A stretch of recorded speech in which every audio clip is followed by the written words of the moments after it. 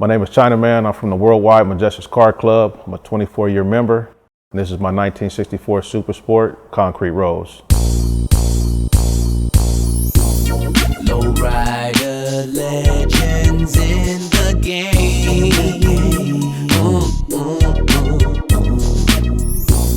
Lowrider legends in the game.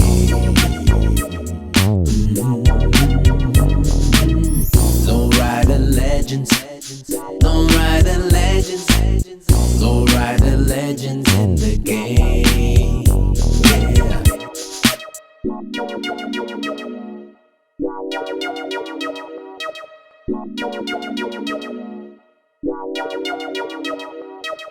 I had a yellow 64 named Killing Them Softly, and I had an accident right here on Highway 4 in Antioch, and I was hurt pretty bad.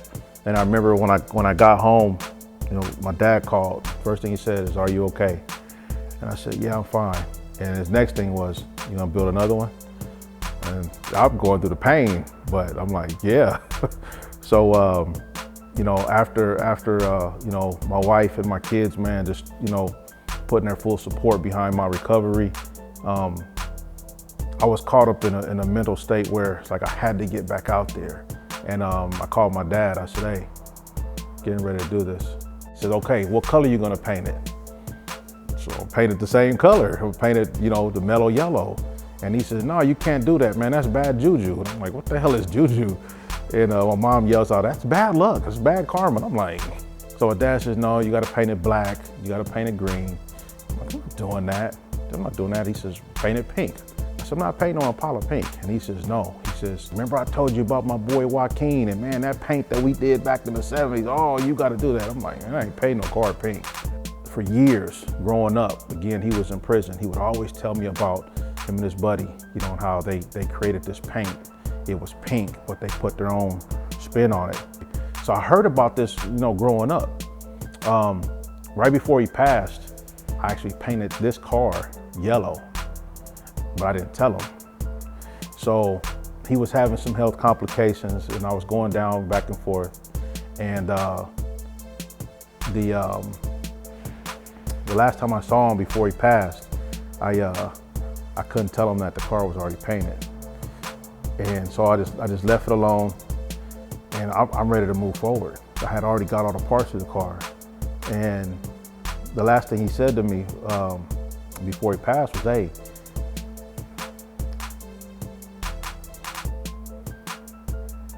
he said, bring me pictures of my Ford when you come back."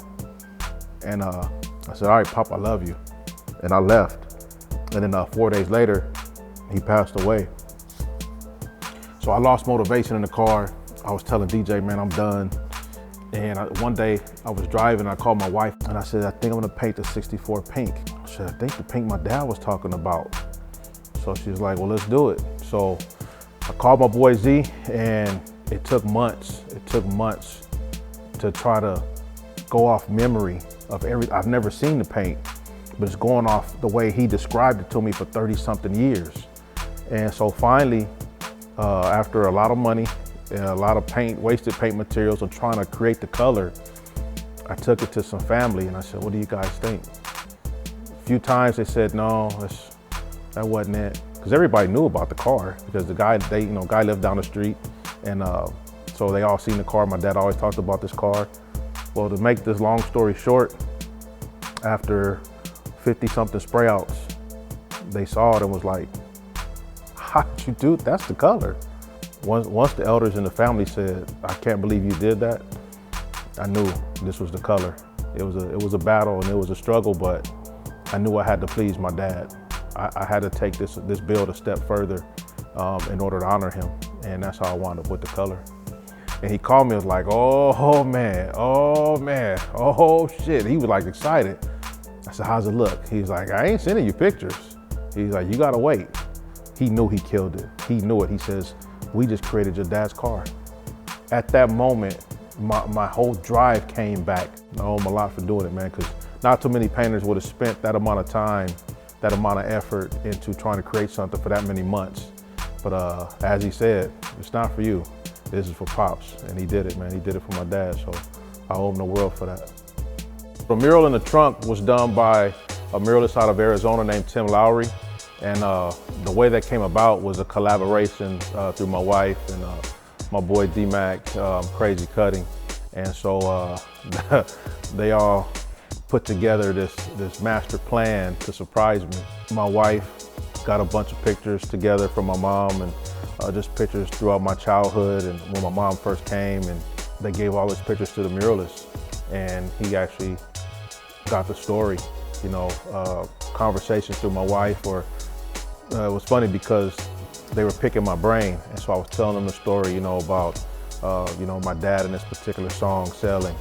And then there was a picture of me and my dad at my 40th birthday. And so they were able to use all that. And then my dad's 64 when he first brought my mom, you know, from the Philippines. So they took all that and some real sentimental parts of that mural. He made a great story. So, you know, I couldn't thank my wife and D-Mac and Crazy Cutting enough, man, for getting together and doing that. And Tim Lowry, man, I owe him the world because he captured everything in my mind, you know, without even talking to me. The patterns on the car were done by Coast One. I knew when building this car, he was the one from the very beginning who was gonna have to put the patterns on his car. Just the way that he connects with, you know, his clients, I knew he was someone that would understand, you know, the way I felt about this build, you know, what was in my mind, you know, how my heart was feeling about it. Our first conversation when he saw the car, I told him about it, and then he just stood back and he sat there with the car, and it was like he was absorbing the way that I felt about this car, what was on my mind in regards to my dad and my passion. I was gonna put patterns on the whole car, and he said no. After our first meeting and the passion in your eyes and the conviction in your voice, he's like, there was no way in the world. He's like, this is what you want, this is what you need. To me, that meant a lot because he wanted to take how I was feeling about it and really apply it to what he was doing. And man, he hit a home run. When you look at the car has a bunch of pink tones, but there's a bluish green flake line going through the roof, going through the firewall. And that's the color of my dad's urn. And so he added that, and man, that was like him taking again how I felt and all the pain and hurt, but the passion and happiness of this thing coming together and it being for a bigger purpose than Chinaman. You know, it might be Chinaman's car, but I didn't build it for me. You know, I wanted to honor my dad, and just adding that extra color in there that just made no sense to me is what made the car make sense. The engine is it's a Chevy 350, and it was built right here by DJ at Self-Made Customs. It's a 1969 Chevy Camaro G71 block. And you know, again, man, when you got a lowrider, you gotta have the right drivetrain. So DJ's a master when it comes down to the engines. You know, he builds high performance motors. And first thing he said was, we need to make sure it's tight. Well, my process was, I need to make sure it's pretty. So he said, well, you do your part and I'll do mine. So he tore the engine apart. I called Crazy Cutting, said I need an engine kit. So I got an engraved engine kit, but DJ said, well, if you're gonna do that, you might as well chrome the intake. So I got the chrome intake, and he's like, you might as well get a chrome carburetor. So went and got Edelbrock chrome carburetor, and then he says, all right. Then before you know it, man, he painted the engine the same color as the car and slapped it together after he went through it and got it dialed in. And it was funny because he was like, you can't have a pretty engine and your transmission not look good. So I had to get the engraved tranny pan, and then polished out the transmission, and put the engraved oil pan, and we just went all the way with it. We got with it. So yeah, the engine is right. We hit the boulevard with this quite often. The interior was done by Rene at R&R Designs, and I wanted to keep it subtle, simple. My dad and I have always been fans of the stock Super Sport stitch, but I needed a little bit more. I wanted to showcase the Rose appeal, and having the pink halos in the headlights and bumper lights, I wanted to bring that to the inside of the car. So I went down to R&R, and I just told Rene, this is how I'm feeling about this car, and this was on my mind. And It was funny because he took how I was feeling, but he didn't take what was on my mind. He actually did something that came out better. And he says, we want to showcase the originality. He says, I understand you want custom. He says, but trust me on this. And it was one of the best things I could have did, because the originality is so showcased. The custom part is actually an accent or a compliment to the originality of the interior. So I wanted to keep it soft and subtle. So everything in the seats all stayed the same. Door panels has a little pizzazz with the molded bottom, but it still has the original armrest. The original badge from the SS is the original ones from the car. I didn't put new repop badges in there. I used the same ones from '64, and Rene did his thing, man. It has the interior fully lit up. The console was done here at Self-Made Customs by DJ as well before I took the car to R&R Designs. I had DJ create the center console because I wanted the armrest at a certain place, certain height, a certain way. It has an engraved shifter housing, but I want a specific spot for my Alpine EQ. And it came out good, man. It has a 7-inch Pioneer in-dash, and it fit the bill perfect. And so taking that, the center console, and having Rene do his stuff around it, man, I think we hit a home run. I told him I'll build him the center console to go from front to back, cup holders with the 6.5s on it to flare out so he could get more sound. The switches for the doors, we decided not to put them in the door panels, so people will look and be like, how do you roll the windows down? If you look in the center console where the armrest is, they're hidden. Did the wiring for the headlights. So we hit them in the center console with the switches for ignition, and all the accessories are all in the center console. We wound up going with a push button start, and I love it, man. I love it. And number one, what it did was it kept the dash nice and sleek, because when first thing you're looking for the light switch, you're looking for the ignition switch, and it's just not there. So I contacted Crazy Cutting and I said, I want a dash kit, but I just want it smooth and engraved, no holes. And they were like, no problem. So they did it for me, and I brought it to DJ and I said, okay, dash is done. Let's figure out the kill switch, and I'm sorry, the push button, and it worked out good, man. It worked out good, because if you don't know where it's at, you won't even know how to start it. And even if you do know where it's at, you still don't know how to start it. So I think my dad would be happy that even if they find where the key is supposed to be, you still can't start it. The back package tray, believe it or not, was actually out of my my last '64 that I crashed, and it was funny because not too many parts on that last car were salvageable. So when I got it out, I was like, in one piece. I'm like, man, this got to be a sign. So I told DJ, what can we do? And he was like, nothing. We're gonna use the same one. So he just refurbished it to make sure it was solid, because it was something I really wanted, the molded package tray, because I'm a big music fan, and music is actually one of his specialties. I mean, he's known for that here in Sacramento. Had him painted the same color as the car. When Coast One, who's the one who did the patterns on the roof and the firewall, he actually did the package tray at the same time. Yeah, that's a nice clean look in the back window. So we did the Pioneer double din, we did the Alpine EQ. We have tweeters in there, everything to make it sound good. Custom speaker box. I make a trick flow box for it to sound different, to hit harder. The trick flow box is a box that has chambers inside. They stagger, so the airflow flows around in the box. Well, in the middle, it creates a chamber for the bass to crash. We're running Fosgate amps, 4-channel and a 4 sub amp. We ran with a 1-wire alternator. That's a high amperage, so it charges both batteries while the car runs. And it doesn't drain the main battery when he's sitting at the shows running his music and his lights. So when he starts the car up, it charges both batteries and he's good to go. The hydraulics, there's 4 pumps in there, 4 engraved Crazy Cutting blocks, engraved tanks, engraved backing plates, engraved motor sleeves, has an 8X dump to the front, has the Crazy Cutting engraved dumps to the rear, And I wanted a little bit of power, but I didn't want it to be too crazy. I wanted to be able to, for the car to operate, but I didn't want to tear it up. So we decided to go with 4 pumps, and then obviously we hard-lined it, man, because we want everything to be universal and clean. Originally we had, I think the rack was for 12, but I said, man, I want to tear this car up.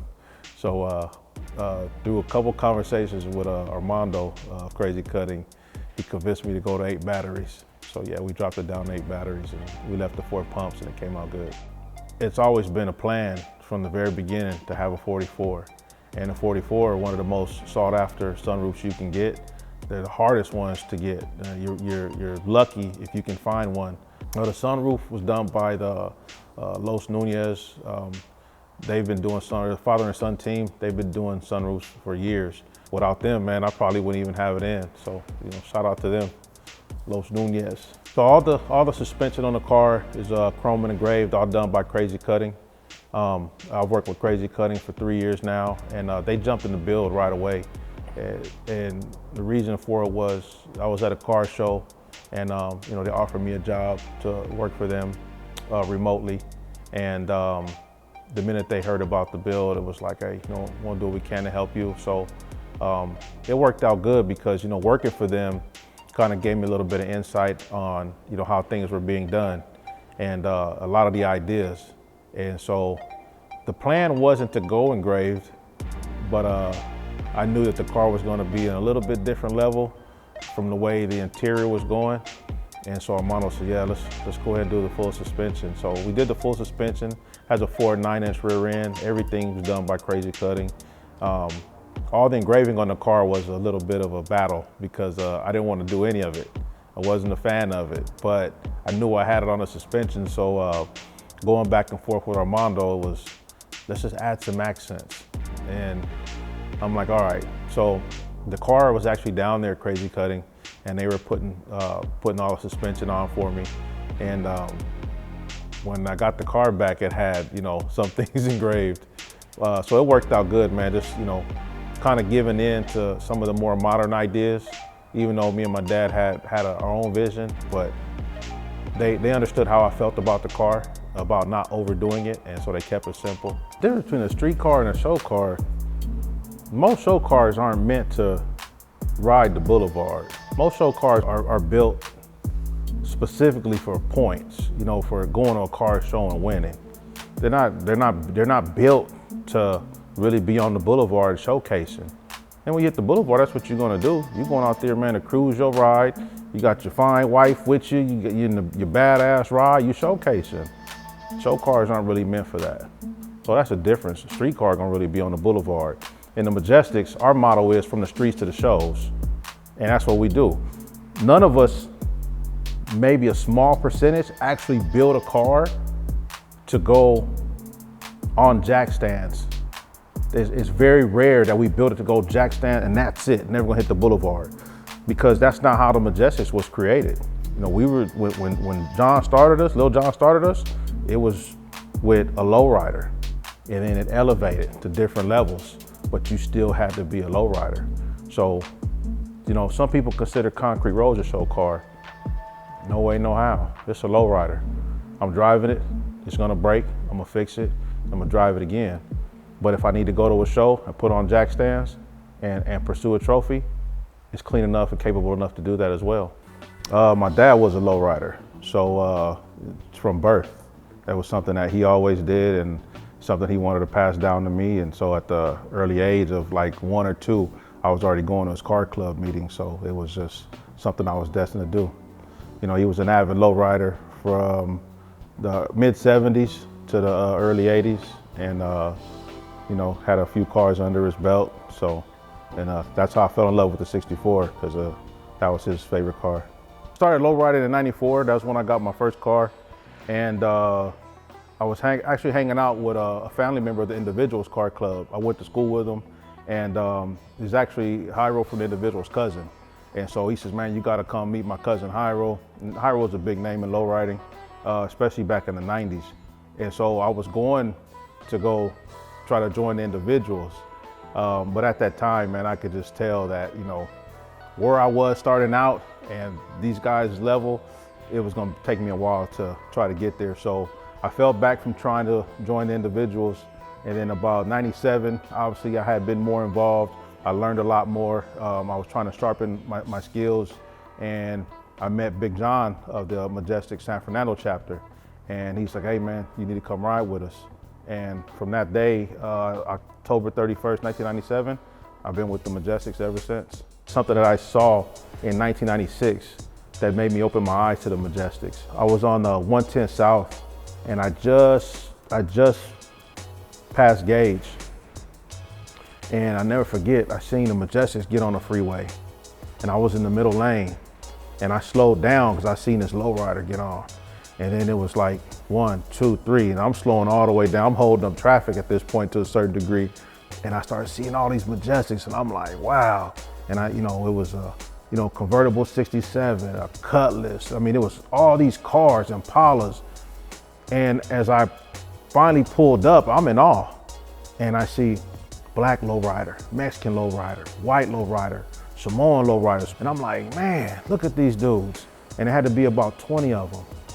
And it was the racial diversity that I saw amongst all the drivers of the car. But the one thing that attracted me the most and why I had to accept to join the Majestics was that regardless of what chapter these guys were from, they were all one.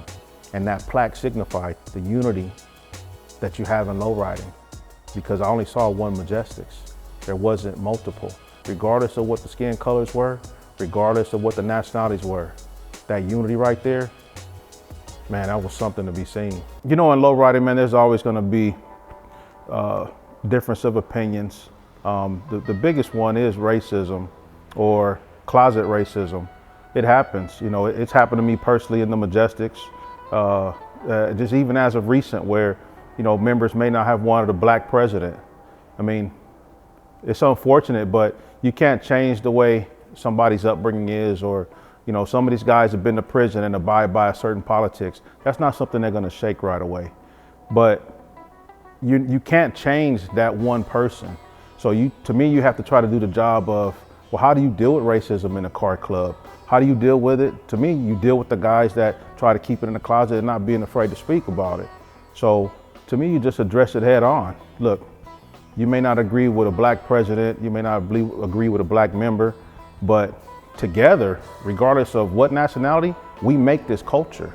The culture is not a Hispanic culture or a black culture or a white culture. It is a lowriding culture. So there can't be racism when we're all doing it, and we're all doing it for the same reason, which is this is our lifestyle, this is what we love.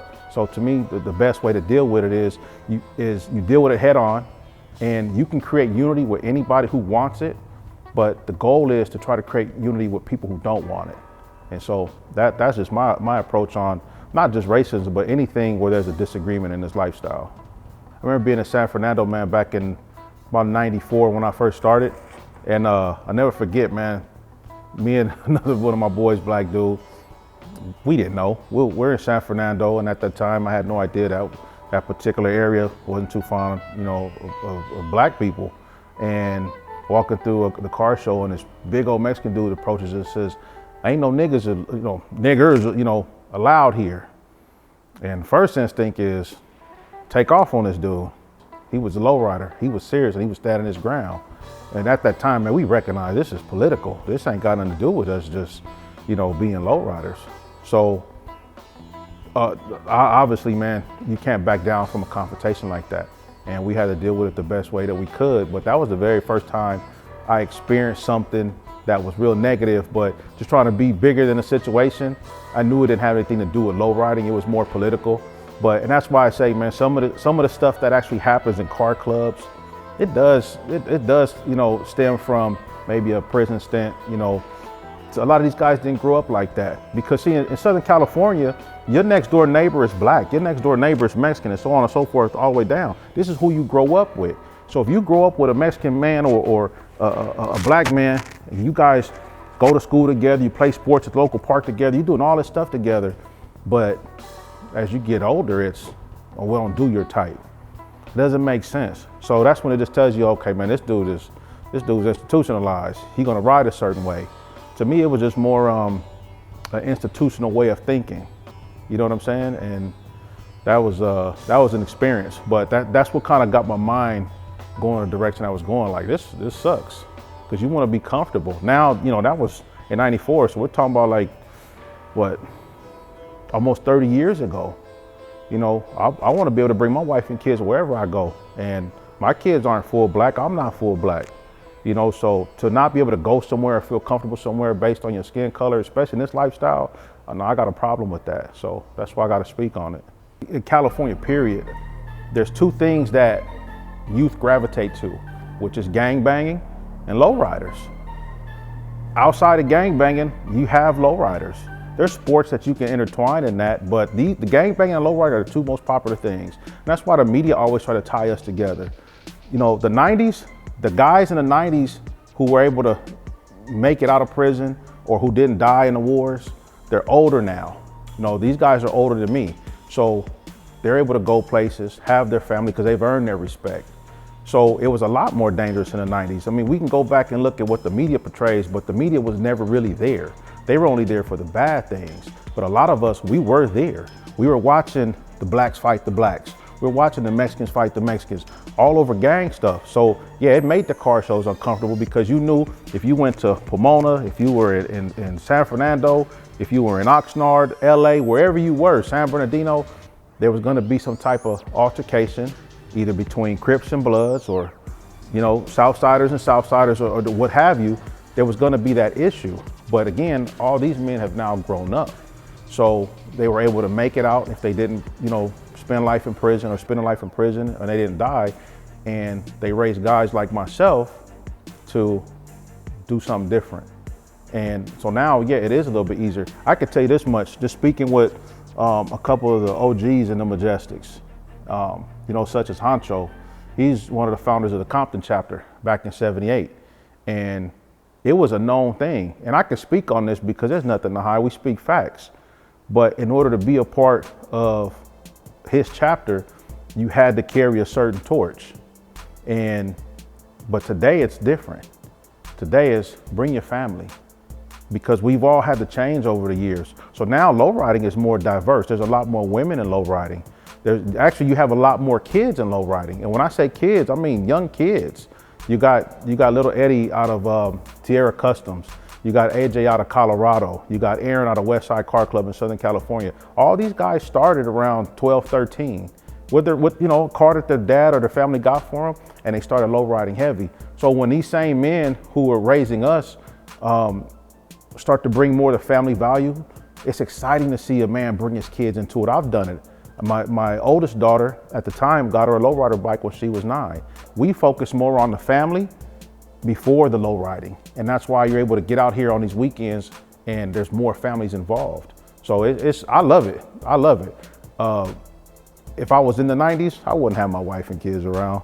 Guaranteed it was gonna be a shootout. You know, it was gonna be something. So it's definitely changed. Family and lowriding definitely mixes. And again, just to reiterate, it goes back to the guys who in the 90s were able to make it out the wars and grow up and teach their kids something. So the homies that are 50, 55, and 60 want to have their wives around, want to have their kids around, because the 50 and 60-year-old is sharing it with guys like myself, you know, their sons. And we're able to do that now with our younger kids. It's more unified, and because of that is why the family is so important. Because I can tell you, man, without going into Majestic history, Majestic secrets, there was a time where in lowriding, in the Majestics, man, you couldn't have the families around. You couldn't have the families around at all. That I'll leave it at that. But today, in lowriding, yeah, you want the family there. Because you want your spouse to be proud of you. Whether man or woman, you want your spouse to be proud of you. You want your kids to be proud of you. And you want to share, if you win, your victory. And sometimes not even a win. You just want to be able to share that moment, that good vibe. You know, one of the best feelings is to be able to get in your rider, turn on your favorite song, which is probably an oldie or something, and just riding, you know, and you got your wife with you, you got your kids with you, and they happy because, you know, daddy, everybody's looking at us. I mean, how could you not want that? I would take that over a trophy any day of the week. First and foremost, man, I thank my Lord and Savior, Jesus Christ, for even getting me this far. Because without him, I wouldn't be able to do it. He allows me to live this lifestyle. But I also have to thank my wife. Going on 21 years of being together, married, and being a car club lowrider it's not easy. I put my wife and kids through a lot of stress, and it's easier to put them through stress. It's a lot harder to make it up. And so just growing, I try to change that and try to make sure that they come first. And that's why, making decisions I make now, lowriding can't come first. My household has to come first. And, I thank her. I thank my 3 daughters, for dealing with Chinaman, because Chinaman and daddy are not the same person. Husband and Chinaman are not the same person. And they found a way to deal with that, so I thank them for their support, because, I've made a lot of wrongs. And all I want to do now, man, is what I've been trying to do is just trying to find a way to make it right. And, my club members, a lot of these guys keep me grounded. Being a president for so many years, since I joined the club in 97, man, I was the president already in 98. A lot of these guys keep me grounded. And, I support the ones that have stood with me since that day. And I support the ones that stand with me now, because there's so many people, man, that just really paved the way for me to get to where I am. But one of my biggest mentors, man, was Keita Lealau. He founded Uso Car Club. That was my biggest mentor. He is the one that actually showed me unity exists, and that even though people aren't gonna be receptive to what you say or do, keep doing it. So those are the ones that I hold dear to heart, and he's one of them.